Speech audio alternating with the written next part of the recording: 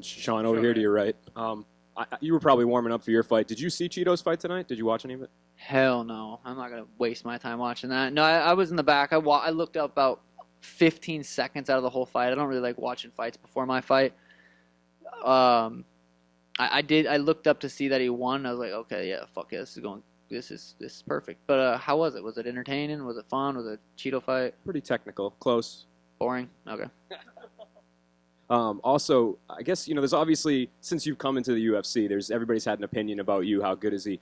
When you get in there and you do something like you did tonight, I mean, does that meet your expectations? Do you even sometimes exceed your own expectations? Yeah, I definitely just exceeded my expectations. Like, to go out there and actually do it like that, it's fucking crazy. But there's still going to be the haters on Twitter. There's still going to be the bantamweights that are, yeah, but before I fought Peter, I was like, this can't beat Peter. It's Peter Yan. You can't beat him. Go out there, outstrike him, beat him. Fight Aljo. I had I don't know the odds, but I can't bet I wasn't a favorite in this fight going into it. Everyone was counting me out. And then I go out there and do that.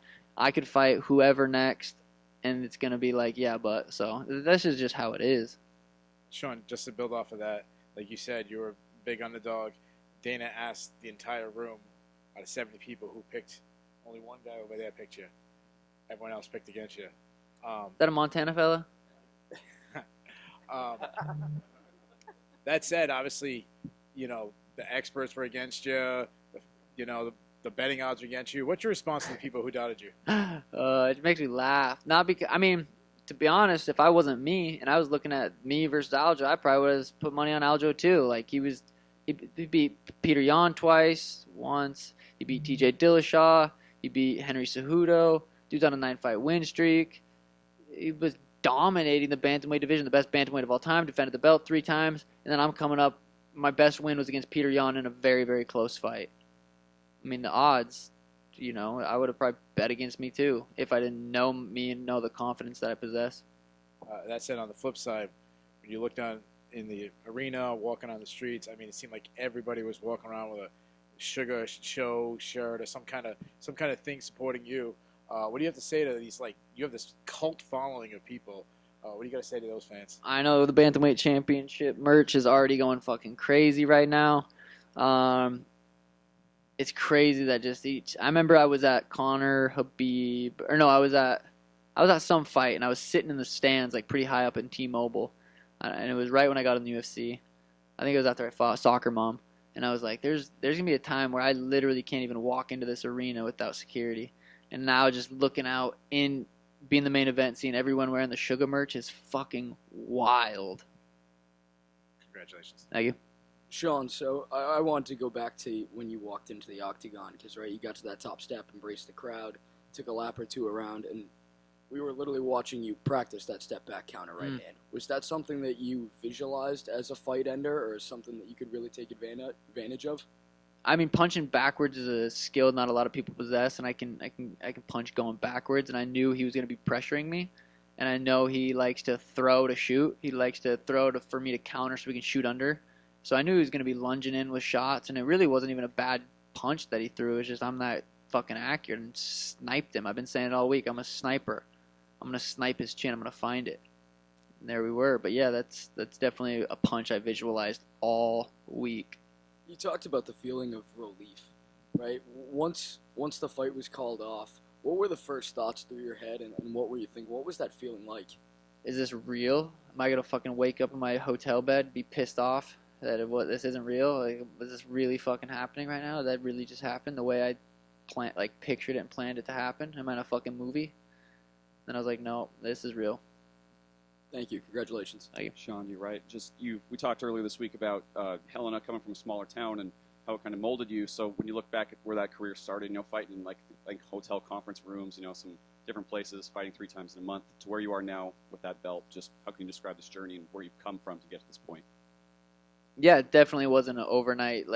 This has been 12 years. I started kickboxing when I was 16 years old.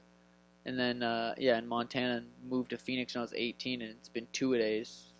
I've dedicated my life to this sport. I know you guys see the hair, the beautiful pink Lamborghini, the houses, and all the fun stuff. But I'm working, I'm grinding, I'm in the gym. I'm losing, I'm getting beat every single day, so I can come out here and win.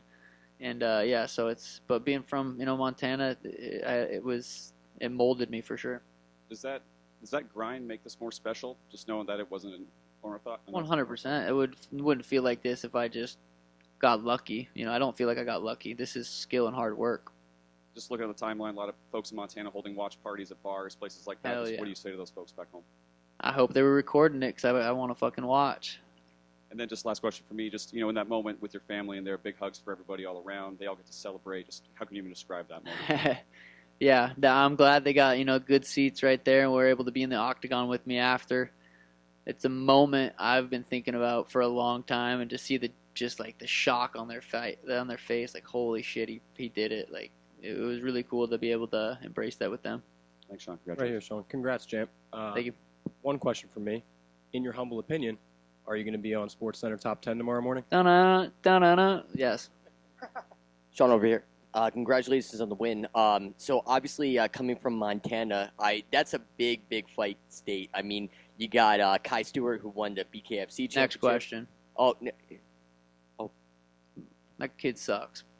fair enough. He's in my DMs talking shit. I'm like, what? I don't even know this kid. But nevertheless, as far as that's concerned, how did the people respond in Montana from your victory? Yeah, I'm sure they're pumped. I've had probably 20 fights in Montana as an amateur boxing, kickboxing, MMA.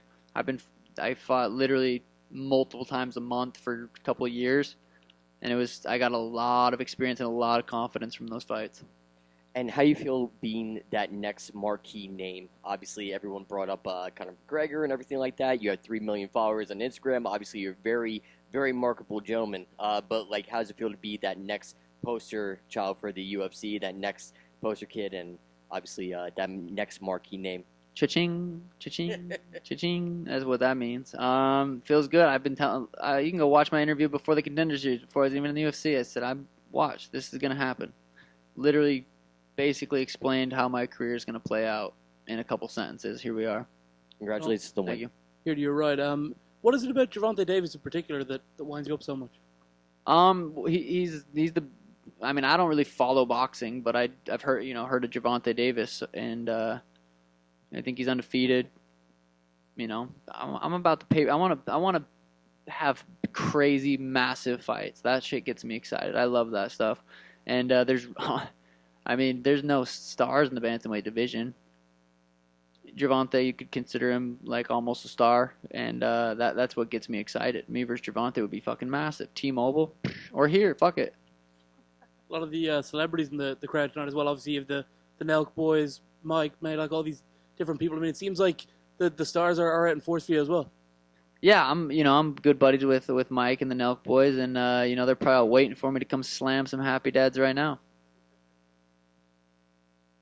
Boom. Fuck yeah. Thank you, guys.